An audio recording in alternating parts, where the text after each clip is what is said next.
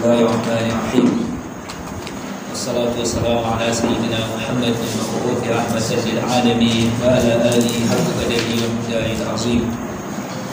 إلهنا نزل كفر تجعلنا بها في دائرة عنايتك ونفاة أنسك وعونا بها إلى سماء يبزك وعايتك وأطفة دعي وأرسلنا بها والمنتمين إلينا من جوع الجائعين ومكر الماكرين وظلم الظالمين ونفقة الحسرة الغادرين وطغيان البغاة المتربصين وشماتة الأعداء القائدين ومن شر الخلائق أجمعين. سبحان ربك رب العزة عما يصفون وسلام على المرسلين والحمد لله رب العالمين. السلام عليكم ورحمة الله وبركاته. يوم شدة رمضان idan sayyidina rasulullahi sallallahu alaihi wa sallam 1442 wanda ya daidai da 17 a watan April 2021 a cikin karatunmu na littafin alƙadi Iyad al-Yahsubi watan Ashifa wanda yake bayani akan ayoyin da suka yi sa mutane suka rikice ko kuma suke kai su ga rashin ganin girman annabi sallallahu alaihi wa sallam ko da gare shi da kuma hadisan da suke da iskali da yawa a wajen mutane su ne da ko yake yin bayani a cikin wannan ashifa din. A jiya mun kwana a kan hadisan da yake kawowa akan rahman annabi sallallahu alaihi wa sallama. An sani Allah ta'ala ya faɗa duk da dai wannan abin da ake zagayawa a cikin ayoyi biyu ne wannan fasalin suke ta bayani da ayan laqad ja'akum rasulun min anfusikum azizun alayhi ma anittum harisun alaykum bil mu'minina rahmanur rahim wa in tawallaw faqul hasbiyallahu la ilaha illa huwa alayhi tawakkaltu wa rabbul arshil azim da kuma ayan wa ma arsalnaka illa rahmatan lil alamin. To malamin ya ci gaba yawanci hadisan da yake kawowa yana yin waya ne mubahama ko sigatu tamayi a wajen malaman muskalau da hadis da ya ce rukiya ko a ce wuya a rawaita ba a faɗi wane ne aka rawaito a wajen shi ba ko wane ne ya rawaito din a wani bahamun mafi rawin lam yusam kamar yadda imam al-Baikuni yake faɗa a cikin nazarin ɗin shi. وحكي أن النبي صلى الله عليه وآله وسلم قال لجبريل عليه السلام أرويت النبي صلى الله عليه وآله وسلم يا فتى سيدنا جبريل عليه الصلاة والسلام هل أصابك من هذه الرحمة شيء شن وني أبو daga wannan rahman ya same ka da Allah ta'ala yake ya faɗa min bil mu'minina wa ghafurur rahim wa ma arsalnaka illa rahmatan lil alamin. Kai ma jibril irin wannan abin ya same ka na rahmata? Qala sayyidina jibril alaihi salam yace na'am ya rasulullah sallallahu alaihi wasallam kuntu aksha al-aqibata, na kasance ina jin tsoron ƙarshen lamarina. Kaga mala'ika jibril kenan wanda mala'ikun nan ba sa saba wa Allah, la ya'suna Allah ma amarahum wa yaf'aluna ma yu'marun. Kaga su yanayin halittar mala'iku zaka ga wani kawai an halicce shi ne ta tasbihi, wani an halicce shi ta sujjada, wani an halicce shi ya ta a dawafi a al'arshin Allah. Su kawai irin halittar da aka yi musu kenan, amma mu dan adam komai Allah ya ba mu. Ko shi dan adam gaba daya babu halittar da Allah ya tsara ta ya mata baiwa kuma ta bijirewa wannan ni'imar kamar dan adam. Allah zai ahsana kulli shay'in khalqa, ko kuma a wani bayan Allah zai ahsana kulli shay'in khilqa wa bada'a khalqal insana min tin. To babu kamansa dan abin ka kai ta yin abu guda ɗaya akwai kosawa a ciki, amma dan adam an ba shi wannan, idan ka yi wannan ka gaji ko wannan za ka yi. Kaga wasu za a samu su kode yaushe cikin koyi da sayyidina rasulullahi sallallahu alaihi wa sallam suke, amma babu yanayin jin soyayyar shi tana kuna a cikin zuciyarsu. Ko kamar sayyidina Abdullahi bin Umar sa a gani shi da annabi sallallahu alaihi wa sallama ya wafati, to duk inda annabi sallallahu alaihi wa sallama ya dan bi ya kwanta ya yi bacci, idan an zo ko da ba baccin yake ji ba sai ya kwanta ya dan yi wannan baccin saboda koyi da sayyidina Rasulullahi. Idan an zo waje annabi ya yi alwala shi ma zai kwanta. Aka ce menene haka, wannan wani irin abu ne? Ya ce a Allah azan ya kawo ala azai. To kaga su irin wannan ni'iman aka yi musu ta koyi da annabi sallallahu alaihi wa sallama sau da kafa. Amma abin da zai baka sha'awa, sai na Abubakar ba ambaci irin wannan abin da yake yi ba. Za a ji annabi sallallahu alaihi wa sallama yana babu kamar sai na Abubakar ake tambayar sa me yasa, ya ce a'a kawai wani abu ne yake so ruwa a cikin zuciyarsa ne yasa ya fi ku. To kuwa da abin da Allah yake masa baiwa, shi yasa shi koyi da annabi sallallahu alaihi wa sallama wajibi ne. Laqad kana lakum fi rasulillahi uswatun hasana, dole ne. Kaga idan kai koyi da annabi sallallahu alaihi wa sallama ka hada da soyayyarsa, to babu wani wanda zai zo ya wuce ka a ciki. Shi yasa shi radiyallahu anhu yake faɗa suluki wa tazni wal ulumu fuyudu, duka tafiya ake yi tare da abin. Shi yasa yauda ne yawanci za ka ga salafawa suna koyi da annabi sallallahu alaihi wa sallama kawai kai ta yin ya shigo masallaci ya tahiyatul masjid ya yi kaza yana aswaki, amma idan an zo mu'amala ga jama'a babu wanda suka fi cutarwa irinsu da kafir da mutane da cewa wani dan bid'a da yawan gaya wa mutane kalmomin da ba su dace da su ba.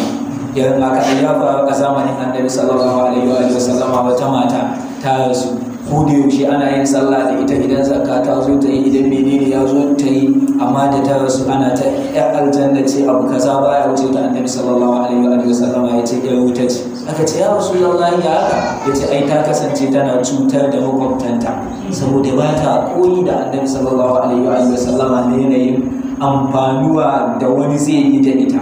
Dan babu abin da annabi sallallahu alaihi wa sallama za a faranta masa da wani aiki. Yawan sallolin nan da muke yi da yanayin salatan nan dukkan mu muke yi ba, amma babu abin da annabi sallallahu alaihi wa sallama zai yi farin ciki da shi kai tsaye ga kai da kake rayuwa, shi ya tafi zuwa ga rahmar ubangiji kamar ka amfanar da dan uwanka wani abu. Shi yasa hada abubuwan guda biyu shi yafi dacewa ga musulmi a gaba daya.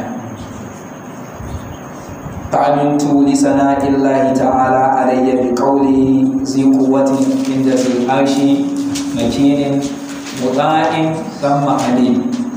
sai na amintu da yaban da ubangiji ya min a cikin faɗinsa na wannan aya. Waruya an Ja'far ibn Muhammad as-Sadiq, Ja'far ibn Muhammad as-Sadiq, Ja'far as-Sadiq akwai a mazhaba na fiqh Ja'fariyya, to wannan shine shugabanta. Yawanci malaman fiqh jumhurin su suna ganin mata kuma malikiya kafi. Abin da yasa yawanci ba a yi bayani zuwa gare ta ba, saboda yanayin shi'a da suka shiga cikin abubuwan ta sun sa shuba za su kirkiri wani abun su ce annabi ya ce ko ga wani hukuncin, shi yasa aka ga kaman ba wani abu ce ba. Akwai kuma Ja'far yayin sayyidina Ali radiyallahu ta'ala anhu, wanda ya ba sayyidina Ali shekara 10, shine wanda ya rasu a yakin Mu'tata ko Ibn Farid yana faɗa cikin tarihin shi وعن جعفر أكبرت وابن رواحة وزيد بموتين كانوا بمؤتة wanda suka yi shahada a yakin Mu'tata. An sani annabi sallallahu alaihi wa sallama din nisan waje shi zumin ɗinsa ake yi a kawo masa, suna can suna yaƙi can wajen ƙabilar Rum, amma annabi sallallahu alaihi wa sallama yana ganin abin da ake. An sani Ja'far din nan ya rike tuta, an tsinke hannun ya dawo da ita, shi ma aka tsinke ya kunkume ta da cinyar shi da sauran jikin shi, aka sossoke shi ya faɗi ya rasu. Ana zaune sai na Rasulullah yake cewa la Ja'far ya yi shahada. Abdullahi bin Rawaha ya karba shi ma aka shahadanta shi, ya ce la Abdullahi bin Rawaha ya yi shahada. To a yakin Mu'tata hijira tana a shekara 8, bayan hijira da shekara 8 aka yi a shahadanta shi, saboda a kwantarwa da musulmi rai. Duk da dai mun yi bayani akan ayin da ta sauka a kansu, wala ta saban nan ladina qutilu fi sabilillahi amwatan, to sun ci afara din ne Allah ya saukar da aya a kansu. Ba wai kada a ringa yi ba, ai yan inda suka yi shahada na ai sun mutu, dama mun ce musu ka su je yakin nan suka riga suka je gashi nan sun mutu a'a ba ma ka yi ka ce ai ina wane ai ya rasu ba tare da ka ji wani kulli a zuciyanka ba a'a wala ta sabanna ka dan samu a zuciyanka ya rasu to sabo ne a wajen ubangiji bal ahya'un inda rabbihim yurzaquna farihina bima atahum Allah min fadli wa yastabshiruna bil ladina lam yalhaqu bihim min khalfihim la khawfun alaihim wa la hum yahzanun. An sani akwai baban Jabir ibn Abdullah ibn Hiram ko Jabir yana ta kuka ga babansa yadda aka yi mai, amma annabi sallallahu alaihi wa sallam ya yi lallashin shi ya ce masa ma kallallahu ahdan kifa'an gayya abika au qabla abika, ba wanda Allah ya zance da shi one on one face to face kamar babanka ya Jabir. Menene na damuwa dan yayi shahada? To Ja'far din nan yana shi Ja'far wancan wanda ya ba sai na hadi shekara 10 shine Ja'far ibn Abi Talib, wannan kuma Ja'far Sadiq ne daban jikan dan Zainul Abidin ne. An fahimta?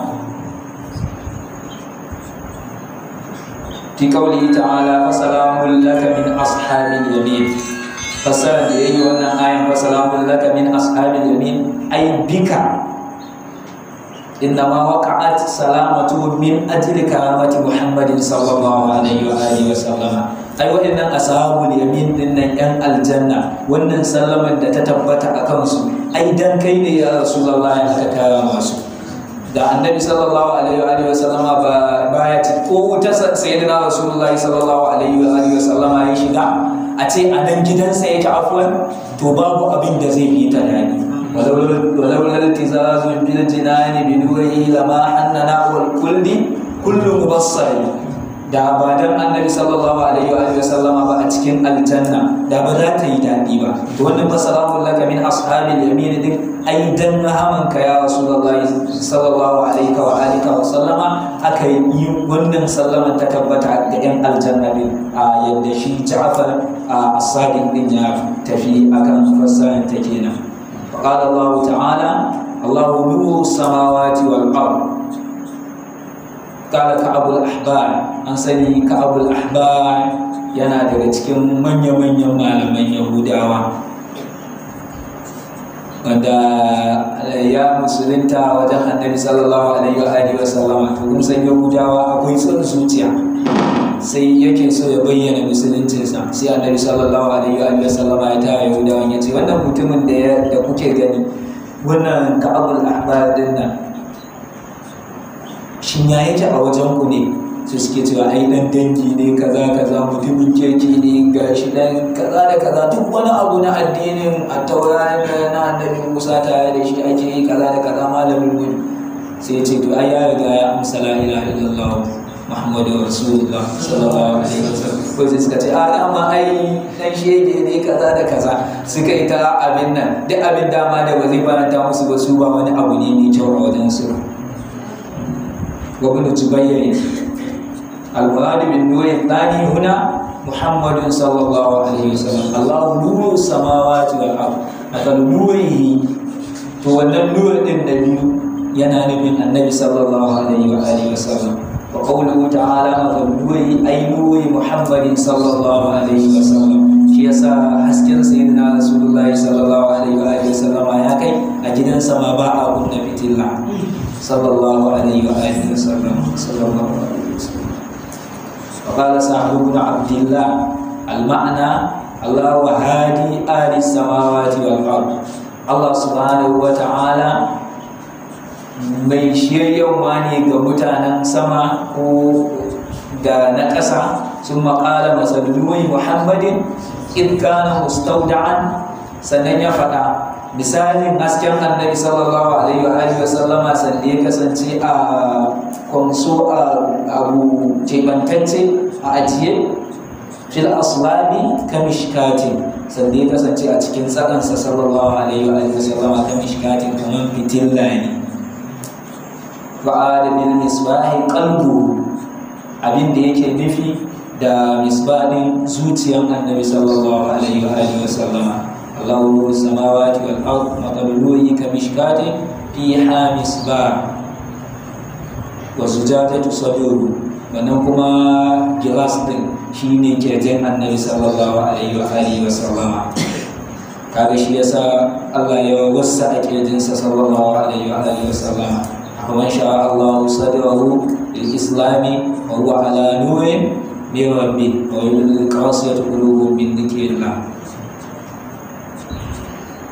ai ka annahu kawkabun duni ai kaman kaukab ne mai haske sosai lima fihi min al-imani da abin da yake a cikin shi na daga imani wal hikmati da hikima yuqadu min shajaratin mubarakatin an hura shi daga bushiya mai albarka ai min nuri Ibrahim alayhi salam daga hasken annabi daga hasken sayyidina Ibrahim alayhi salam millata abikum Ibrahim ka gani wannan hasken da aka kunna daga wannan bushiyar to annabi sallallahu alaihi wa sallama shine misali kamar zuciyar bushiyar kirjinsa shine zuciyar din nan annabi Ibrahim shine baban annabawa kaga annabi sallallahu alaihi wa sallama shi ya kara haska addinin musulunci gaba daya sallallahu alaihi wa sallam wa qawluhu yakadu zaituha yudhi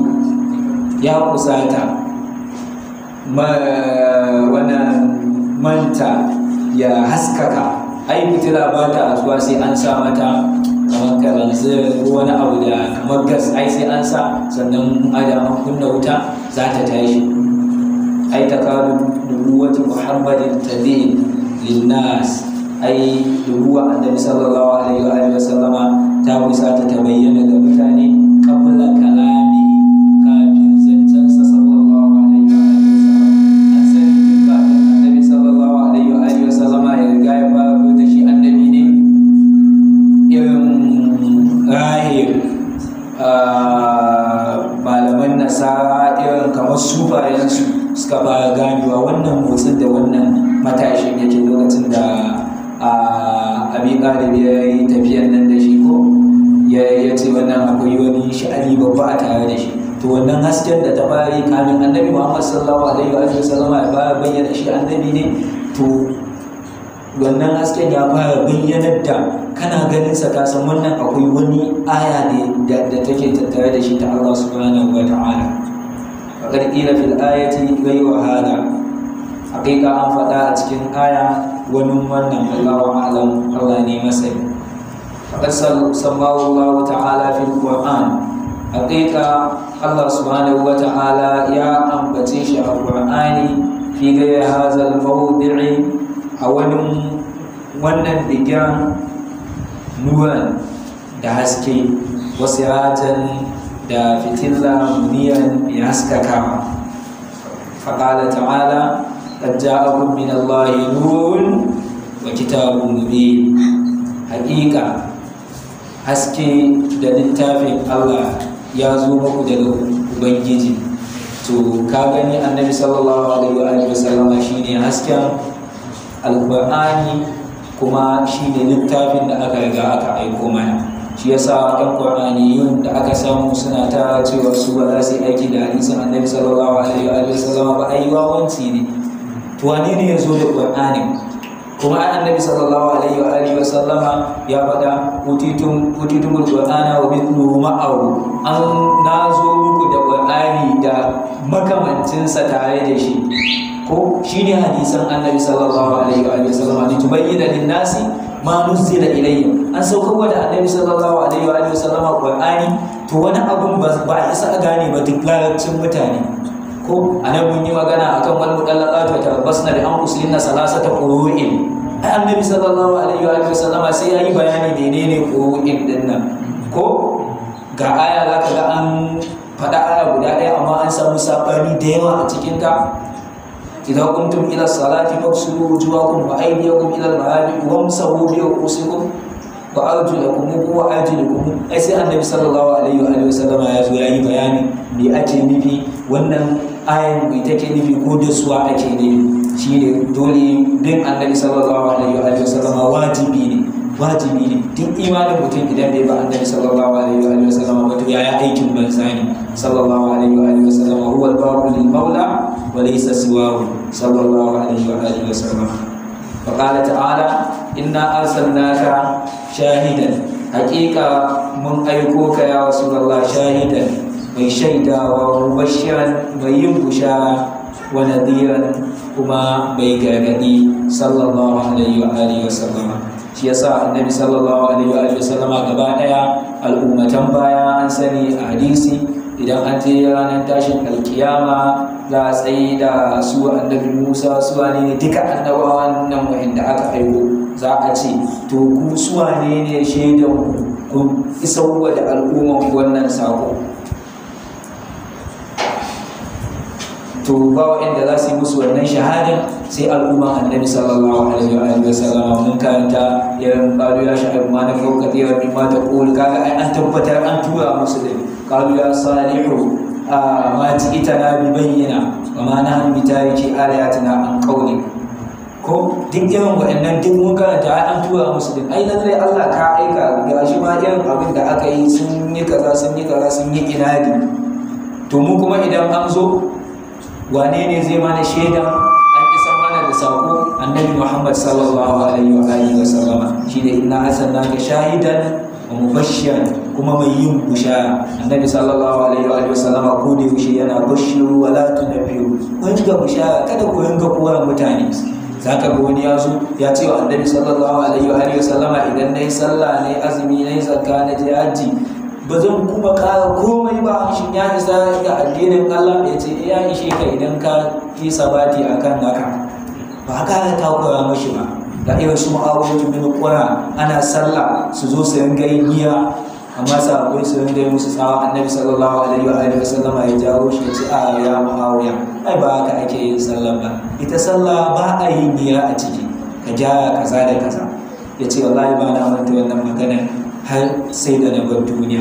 To haka annabi sallallahu alaihi wa sallama a bushara yake, kuma har yanzu ba ku gane zama da kafirin amana ba. Bushara ne na annabi sallallahu alaihi wa sallama, da Allah ya faɗa wa in ahadun min al-mushrikeena istajaraka fa ajirhu hatta yasma'a kalam Allah, hatta yasma'a kalam Allah. Kaga sai ya ji zancen Allah, ya ji mu'jizozin annabi sallallahu alaihi wa sallama, ya ji mu'jizan alqur'ani. Au dama wannan abin haka yake, amma da koransa aka yi ai ba zai riga ya ji abin da ake cewa ba. Shi yasa ko da yaushe bushara a shigo da mutane, ba kawai don mutum ya saba maka ba yana yin jinsatul istiraha kai ba ka iya ce maka dan wuta. Kaga wannan ba abu ne na ɗabi'an sayyidina Rasulullahi sallallahu alaihi wa sallam. Annabi sallallahu alaihi wa sallam da kansa yana faɗa aimalu ma tuqiqun, ku aikata aiki yadda za ku iya. Ba zan iya kiyamun laili ba, ka kwanta ka yi baccinka. Ga kaulatuna annabi sallallahu alaihi wa sallam ya tayar da ita a cikin gidan sayyidatuna Aisha tana bacci. Aka ce ai bacci ne ya rige ta, ba ta yin bacci da daddare, ita ko da yaushe sallah. Annabi sallallahu alaihi wa sallam ya ce idan ɗayan ku yana yin sallah ya ji yana jin bacci to ya kwanta. Ta iya yiwuwa a cikin wannan baccin da yake ji ga roƙon Allah ya je ya roƙo wa kansa abin da zai zame masa bala'i. Shine shi wa Abdullahi ibn yake kawo da dai a hadisin ba a faɗi sunanta ba, in ba a aka ce, amma a cikin musbahu rawi da ke tunani na musnadul hadis kuma atun tuqalu la tanamu fa qala ma aula laha maqam. To annabi sallallahu alaihi wa sallam ko ne bushe yayi, idan ya ga abin da zaka iya yi to haka zai baka, haka sai baka. Irin su Abdullahi ibn Ummi Maktum, kaga lokacin da ya zo wajen annabi sallallahu alaihi wa sallam ai musulmi ne shi lokacin da ya zo yana mai magana, amma kamar misali yanzu a ce APC babban jam'iyya ne ko sai aka ce su Kwankwasa za su shigo ciki, kaga a PDP suke, to kuma kai dan APC din ne, kansila ne kai a ciki, su za su gana da Buhari, kai kuma kansila ne kai, ka zo ka mai magana wa zai saurara? Ba 'yan cikin gidan bane, wa zai saurara? Su waɗancan manyan mutane wanda idan su riga sun shigo wajen mutane dubbai ne za su shigo. To shi annabi sallallahu alaihi wa sallama da Abdullahi ibn Maktum ya zo ya nemi shi magana, sai ya dauke mashi kai. A'a kai tunda kana cikin musulunci kai hakuri a gama da wannan, idan suka shigo bala'in da muke sha a wannan gari musulunci zai ƙara ƙarfi, za su biyo su ma mutanen su. Amma da Allah ya saukar da ayar ne itabin annabi sallallahu alaihi wa sallama a masa wata walla an ja'awul a'ma, amma kaga itabin annabi sallallahu alaihi wa sallama Allah ya bata rai ya juya baya dan makawo ya zo mashi, kaga kuma shi ya jawo wa annabi sallallahu alaihi wa sallama. Amma saboda busharan annabi sallallahu alaihi wa sallama ko da yaushe ibn Maktum ya zo majalisin annabi sallallahu alaihi wa sallama, sai annabi ya tara barbansa sai ya shimfiɗa masa ya ce ma da zuwan wanda Allah ya yi itabi na saboda shi, kaga bai koye shi ba, ka jawo min kamar kai a kasuwa kawai ka sa wani dan dago mai gidan ku ya zo za ku yi lissafi ya jawo mai gidan ka ya maka faɗa, kaga ai daga gobe za ka iya cewa kai ya ƙara zuwa. Amma annabi sallallahu alaihi wa sallama sai ya jawo shi kullum ya zo sai ya tara barbansa ya sa mashi ya ce ma ba da zuwan wanda ya ja Allah ya zarge ni. To annabi sallallahu alaihi wa sallama ko da yaushe bushara yake sallallahu alaihi wa sallam, kuma wani diyan mai gargadi ne. Annabi sallallahu alaihi wa sallama ko da yaushe gargadi yake a kula wannan kiyama an aiko ni ne da ita kamar haka, wannan babban dan yatsa na tsakiya da wannan kamar ita ne, yanzu nan za ku ganta ta zo, a kula ko da yaushe, a kula mutuwa tana nan ko da yaushe. To annabi sallallahu alaihi wa sallama gargadi yake yi ga kafirai da musulmai gaba daya sallallahu alaihi wa sallam. Wada'iyan ila Allah bi idni wa sirajan duniya, kuma mai kira ne zuwa ga Allah da izinin Allah subhanahu wa ta'ala, ba kira yake yi dan a zo a yawa a taimaka masa ba. Kaga da su Abdullahi ibn Salul za a fita yaki suka waye suka ja wajen mutum 300, amma annabi sallallahu alaihi wa sallama ya ce masu to tunda kun ki dan Allah ku zo mana a zo ku yi dibai ku gaye garin ku mana a wani ko cikin suratul al-Imran, ku zo a yi dan kare garin ku mana. To dan Allah shi yake, shi yasa annabi sallallahu alaihi wasallam baya tsoron kowa tunda ya san Allah ne zai kare shi. Wallahu ya'simuka minan nas. Wani bature ya ce da zan yi imani da annabi sallallahu alaihi wasallama da wannan ayan zan yi imani da shi. Wallahu ya'simuka minan nas, mutumin da ake gadin gidansa da Allah ya saukar masa da wallahu ya asbuka minan nasi tsakiyar da ya ce kowa ya tafi Allah ne zai kare ni, wannan da wani sirri a tare da shi. To dan haka annabi sallallahu alaihi wa sallama Allah ne yake kare shi, kuma mu ma mu dauki darasi mu dogara da Allah komai ayyukan da muke yi, kada mu dogara da wani ne zai mana ko muna tare da wani, a Allah subhanahu wa ta'ala ne. Idan ya ga dogara da wani, Allah mai kishi ne zai baka da shi, ya gaji da shi kanshi, ko kuma ya cire masa soyayyanka a cikin zuciyarsa yake yi ma komai. A dogara da Allah shi ya fi dacewa, komai a barwa Allah zaɓi, a koma ga Allah zai yi wa mutum komai. Allah ya taimake mu. Amina hada qawluhu ta'ala, daga cikin wannan fadin ubangiji madaukakin sarki, alam nashrah laka sadraka, shin ban buɗe kirjinka ba ya rasulullahi. Hamzatul istifhami kalam, kaga fa nafai isbatu, ai nashrah laka sadraka ya rasulullah, ai mun buɗe kirjinka ya rasulullahi, mun buɗe kirjinka. Saboda buɗe kirjin annabi sallallahu alaihi wa sallama dole sai an buɗa shi sannan zai iya ɗaukan nauyin al'umman shi. Damuwan annabi sallallahu alaihi ka baki nafsaka Allah ya kunu mu'minin, kana damun kanka dan ba su zama mu'minai ba ya rasulullah, ka kyale su mana. Duk wanda Allah ya ga damun shi yau ba shi ne. Shi yasa yanzu za a iya samun mutum ƙato yanda zai iya ɗaukan buhun gero guda ɗaya, amma yaro a buhun gero da yaro ɗan shekara 7 ne ya fi nauyi, ko ɗan shekara 5 ko ɗan shekara 4 buhun gero ya fi ko wannan buhun geron ai bai kada shi ba ko, amma akwai maganar da yaron zai gaya masa ta kada shi a wajen ko, akwai maganar da za a gaya mutum kafarsa ta ki ɗaukarsa gaba ɗaya jikinsa ya saye mashi, kai tsaye a zo ai wani mummunan laifin a unguwa wanda idan an san kowa ya haɗa fuska ma da jama'a unguwan ba zai sa ya iya yi ba, amma ya zo ya faɗa masa wannan maganar ta kada shi. To don haka annabi Allah subhanahu wa ta'ala ya buɗe kirjin annabi sallallahu alaihi wa sallam, duk irin maganar da za a faɗa annabi sallallahu alaihi wa sallam ba zai ji ba. Shi yasa su irin su annabi Isa kawai to Allah mu mun yi in tu'azibu fa innahum ibadu wa in taghfir lahum fa innaka antal azizul hakim. idan ka yi musu azaba dama bayan ka ne mu ka aiko mu wani in anta illa nadhir yadda suke ta faɗa. Shi yasa a rinka kula sosai yanayin irin abubuwan da suka kai al'ummatan bayan wuta, kallon annabawansu irinsu ko ma anta illa basharun mithluna in anta illa nadhir, suna kallon su kamar wata takarda ne a da an aiko su. Shi yasa a yayin wanda suke ganin annabi sallallahu alaihi wa sallama daidai ne da su, to annabi sallallahu alaihi wa sallama ba daidai yake da kowa ba daidai yake da kowa.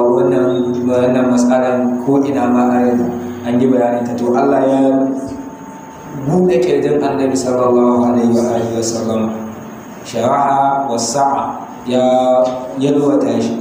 Walbadu bisadri huna alqalb, zuciyan annabi sallallahu alaihi wa sallama, da lokacin da za a fara aiko shi, da lokacin da za a saukar mai da Qur'ani, da lokacin da za a yi je Isra'i da Mi'raji da shi, duk an tsara kirjin annabi sallallahu alaihi wa sallama da lokacin da yana da kananan shekaru sallallahu alaihi wa sallam.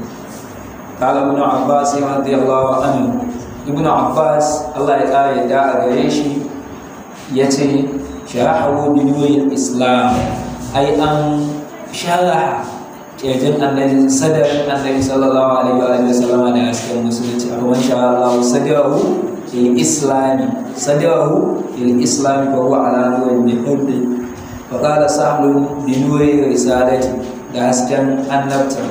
Duk yanayin kowa da abin da yake kallon tawilin da zai yi wa ayin. Wa qala al-Hasan al-Basri, ana Hasan al-Basri ya yi wafati ta tana yi da shin ba a tsarkake zuciyanka ba ya Rasulullah hatta la yaqbala al-waswasa, har baya karɓar waswasi. Annabi sallallahu alaihi wa sallama baya waswasi, shi yasa yake cewa ido na ne yake bacci, zuciya na baya bacci sallallahu alaihi wa sallama. Shi yasa idan aka tashi ba irin mu bane annabi sallallahu alaihi wa sallama, idan za a yi sallah liman yana juyawa ya ce a daidaita sau, to shi annabi kawai kallon gabas yake, kallon gabas yake yi kawai, ya ce ku daidaita sau, ina ganin ku ta bayana, kowa ina ganin sa ta bayana, ina ganin daidaita sau. Ni ama bayyana yadayya kama ma amani, duk abin da yake gabana da na bayana ina ganin sa daidai ne da na gabana sallallahu alaihi wa sallam. Shi yasa baya waiwai sallallahu alaihi wa sallam. Wa da'ana anka wizraka, mu muka dauke maka nauyi da yake kanka ya Rasulullah sallallahu alaihi wa sallam. Allah zai an qada zaraka, wanda ya kusa ya karya bayanka, to zai yi bayani a kan wannan ayoyin da wasu malaman sun yi bayani. Wiziru din nan wasu suna ganin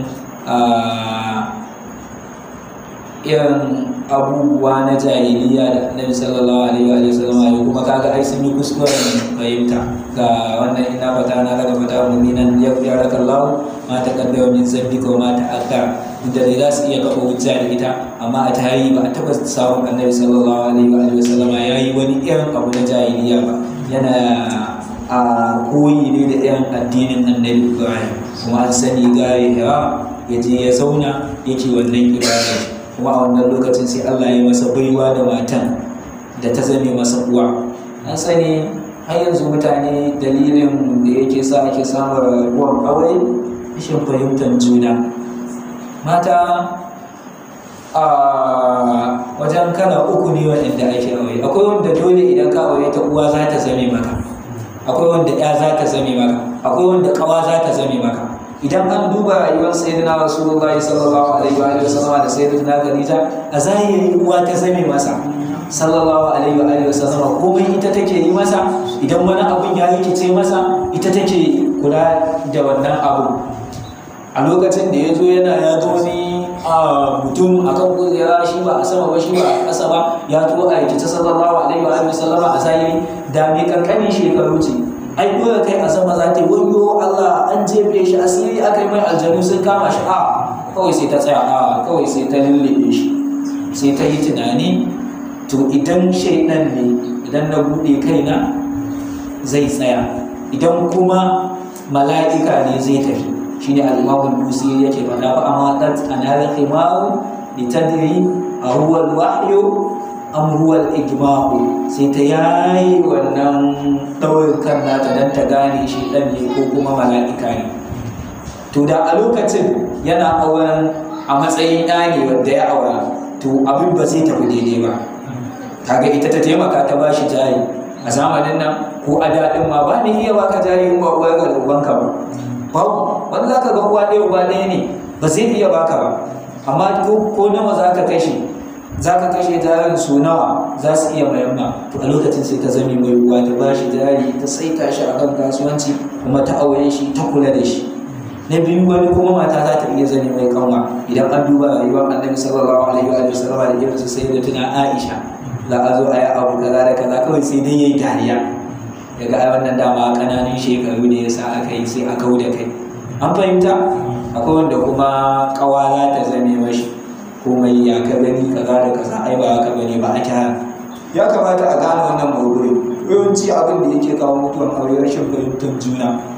Shi yasa da ake ganin irin wayanda suke yin aure na da a amaran a gida da mijin, iyaye suna gadin ɗinsu, komai abincinsu a wajensu za su karɓa. A'a, suna kula da su ne idan wani abin ya tashi sai a gyara, kai ba kaza kai ba kaza da kaza. Amma yanzu ana yin aure an kai su gidansa daga shi sai ita, kowa da yanayin zafin kansa a wannan lokacin. Tana shekara 18 yana 25, daga wani abin ya faru to sai rikici. An gane? To irin wayannan dole sai ana kula da su. Kila ma salafa min dambika shine wa ga ana an kauzaka. A wani kaulin su da ce abin da ya gabata daga zunubinsa. Na ba mu tare da wannan gaskiya. Yani qablan nubuwati, kafin annabta. Annabi sallallahu alaihi wasallam bai taɓa yin wani sabo ba tun kafin aiko shi sallallahu alaihi wasallam. Waƙila a wada zikala ayyamin jahiliyyati, irin wancan dai ma'ana. A wani ƙaunin aka ana nufin nauyin wannan ayyam ɗin jahiliya fiye ɗin irin abubuwan da aka yi a jahiliya. Waƙila a wada ma askala zahara min risalati hatta ballaga. Kaga wannan zai iya yin dacewa da Annabi sallallahu alaihi wasallam, abin da yake da nauyi na risala da aka aiko Annabi sallallahu alaihi wasallam. Allah ya aiko ka, ya ce ka je ka isar da sako, ayi kaza ba ƙaramin babban aiki bane. To sai aka ɗauke wa Annabi sallallahu alaihi wa sallama a wannan nauyi. Shi yasa da ya zo aka yi shekara 10 ana ta yi suna yaƙasa, har mayi ma ba a yadda harama ba. Amma da aka yi ja sai Allah ya saukar da ayoyi, uzinan ladina yuqataluna bi annahum zulimu wa inna Allaha ala nasrihim laqadir wa in qataluukum faqtuluhum qatilul mushrikina كافة كما يقاتلونكم كافة يا أيها الذين آمنوا قاتلوا الذين يلونكم من الكفار والذين فيكم جنزا واعلموا أن الله شديد العقاب يا أيها الذين آمنوا إنما المشركون نجس فلا يقربوا المسجد الحرام بعد عامهم هذا وإن خفتم عيلة فسوف يغنيكم الله من فضله إن شاء الله عزيز حكيم. ديك المدينة aka saukar, to a Makka Annabi sallallahu alaihi wa sallam Allah ya ɗauke masa wannan izayar da aka yanga masa. To da aka zo musulunci ya ƙarfi sai aka ringa cewa to a yaƙi waɗanda suka ru. Duk da haka da wasu suke ta sai ba turawa suna ta cewa addinin musulunci dan ta'addanci ne, irham. Ai diyakokan da aka yi sallallahu alaihi wa sallama ba zo ga mutane ba, sai dai idan ya ji an taso za a yaƙe shi sai ya je ya tare ko an shigo mai. Amma Annabi sallallahu alaihi wa sallama ana zaune ya je yaƙi mutum bai taɓa yi ba. Da annan nabiyar hashimi da ma gaza bala sadda udwanan wa radda dalala sallallahu alaihi wa sallam. Kawai ya kare kanshi ne, ya yi difa'i sallallahu alaihi wa sallam. Akawul mawardi wasulani qila asamnaka walaula dhalika la asqalatud dunubu dahraka. Wani kaulin aka ce mun kiyaye ka ya Rasulullah, ba da ban haka ba da zunubai sun yi nauyi a bayan ka sallallahu alaihi wa sallam. Shi dan gatan Allah ne sallallahu alaihi wa sallam. Ya sa su Annabi Musa da aka sa su je su abu guda zati da ubangiji suka aswaji, sai aka ƙara musu kwanaki ko to annabi sallallahu alaihi wasallam shi dan gatan Allah ne komai rashin sa Allah subhanahu wa ta'ala ne ce akawo sama kande ba fa'ala laka dikiraka mun daga ambatanka ya rasulullah dole idan an ambaci Allah sai an ambaci annabi sallallahu alaihi wasallam imani baya cika sai an hada da sunan annabi sallallahu alaihi wasallam kala ya ibn adam bin nubuwati shine dikiraka din mun daga annaban mun daga sunanka da annabta sallallahu alaihi wasallam wa qila idza dukirta ma'i idan an ambace ni to za a ambace ka tare da ni idan an ce la ilaha illallah sai an ce muhammadu rasulullah sallallahu alaihi wasallam shi yasa ba a taba kula ba la ilaha illallah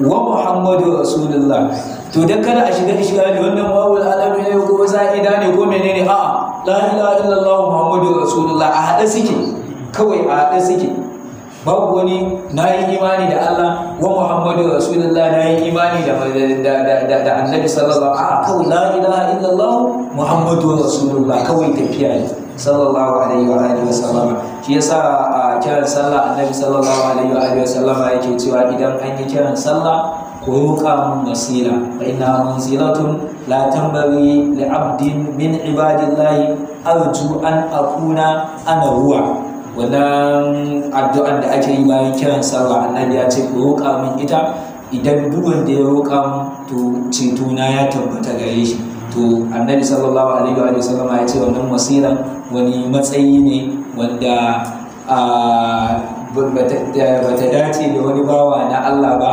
ni ma ina so ta dace da ni ma'ana ta dace da wani bawa na Allah ba ayyana shi ba amma ina fatan Allah ya sa ni ne wannan babin tawazu ne annabi sallallahu alaihi wa sallam ya san shi din ne fi qawli la ilaha illallah muhammadur rasulullah wa qila fil azan shine wa fa ana laka dhikraka Allahu akbar idan babu tarji'i a masaban malikiya ka san su idan an yi sai liman ya yi shiru ya yi tarji'i sannan zai ci gaba da yi amma shafi'iya ina tunanin su ba nan ba Allahu akbar ashhadu an la ilaha illallah ashhadu anna muhammadar rasulullah fa ana laka dhikraka wa qila fil iqamati haka na iqama wannan iqama an sani mas'alan qad salatu ko malikiya su ɗaya suke yi ko shirin bayan radiyallahu an ai dan malikiya ne ko amma kuma ai da ya tumbatsa ya ji ilimin nashi ya kai kamar irin da su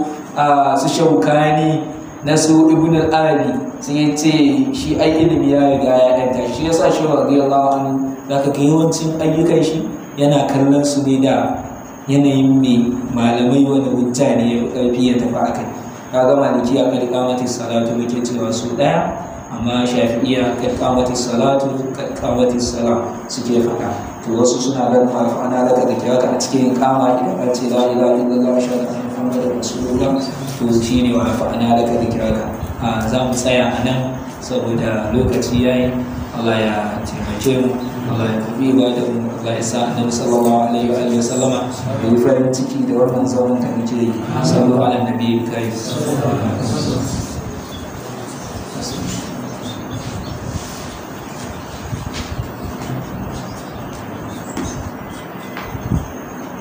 لا لسنا من العباد ولكن السؤال ولكننا محجوبون من جملة أحبابك الكبار اللهم صل على سيدنا محمد الفاتح وعوذك والخاتم لما سبق نصر الحق بالحق والهادي الى صراطك المستقيم وعلى اله حق قدره المقدار العظيم سبحان ربك رب العزه عما يصفون وسلام على المرسلين والحمد لله